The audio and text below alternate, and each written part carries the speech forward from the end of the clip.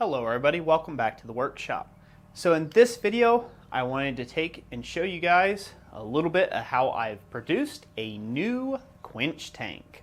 And I'm going to talk a little bit about some of the advantages to having a much larger tank. So a few things about this barrel here, some of them are quite interesting. I got this barrel down at my local scrap yard and it used to contain heavy water in it, or what do they call that? It's deuterium something another. I don't see the name of it. Of course, I'm going to screw that up right at the start. But basically, yeah, it contains heavy water. Heavy water is, there you go, deuterium oxide. That's what it is. Heavy water is used to take and treat some nuclear some nuclear waste and nuclear things like that.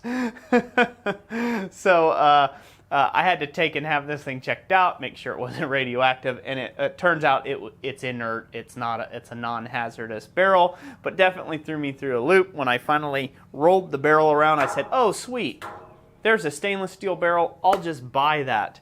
And anyways, rolled the barrel around, and sure enough, it had whole placard thing about it being deuterium oxide and one of those fun things around the nuclear energy field. So that's the first interesting thing about my new Quench tank. The next interesting thing about my Quench tank, but far less racy, is that it is all made out of solid stainless steel, which is going to be absolutely amazing, as the other Quench tank, if you guys had noticed, was getting a bit haggard. It was all rusty. I had a few pinholes that had rusted through on the side. I had to take little earbuds and stick them in there to stop and plug the leaks. That was a thought that my brother had had when he was over here one day.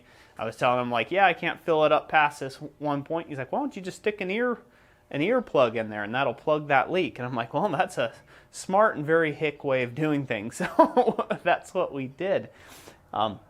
Anyway, so a lot of the advantages of stainless steel are the fact that we won't have to worry about this Quench tank ever rusting again. Another advantage of this stainless steel tank is that it has this nice rolled and crimped edge. The other tank that I had a really ragged, nasty edge where I had cut through it or burned through it, but it had a really sharp edge on it, and that was going to be a pretty bad thing if I were to ever kind of lay my hands on it, or if you were to fall over it and you get cut by those edges. So having this nice smooth edge on here, it avoids any sort of burrs or anything like that. So the other advantage that this is going to provide, as you can tell, this is a much taller tank, so I will have to fill this up with water a lot less often, which I'm greatly going to appreciate that.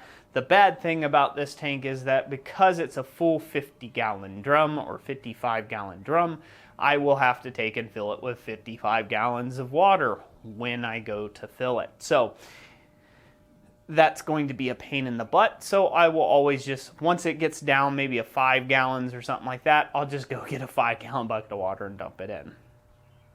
The other downside to having a big tall tank like this, as you might have thought about already, is what happens if you drop something to the bottom of the bay. Well, for all intents and purposes, it's basically going to stay there, but I will probably create at some point a racking system that basically like a big basket, if you will, that'll slip down inside this slack tub and it will catch anything that falls in, and that way you can just lift the tray up, grab your item, and then lower it back down in there. I picked that ideal up from another smith who did large batch treating like S-hooks and things like that, doing like an oil heat treat, like a traditional blacksmith finish. He would basically heat them all up in a big basket, and then he would just dip them like a turkey fryer or like a French fry fryer like you might find at a restaurant. He would just dip them down in oil all at once, and that way he had this retrieving basket that he was able to take and pull them all back out and fish them back out of his oil bath. So that was a pretty handy technique. And yeah, so that's basically all I got to say about that. I had to readjust some of my handles so this way they would fit over the rim of this new tub. Readjust my blacksmith shop rag. And yeah, that's basically about it. I just wanted to take and share with you guys a little bit about this new tank. You're going to see this in a lot of videos in the backdrop as you watch me form material. And yeah, I hope you guys like it. So if you like this video, hit a like, hit that thumbs up button. Let me know what you'd like to see in the future. I'm always open to more video ideals. I have a ton of them myself that'll be coming out soon. But if you guys have any other questions about something else that you see in my shop, feel free to shoot those my way. And yeah, that'll be about it. So without further ado, God bless you all, and we will catch you on the next one. And yeah, by the way, we won't have to worry about any more manky tanks.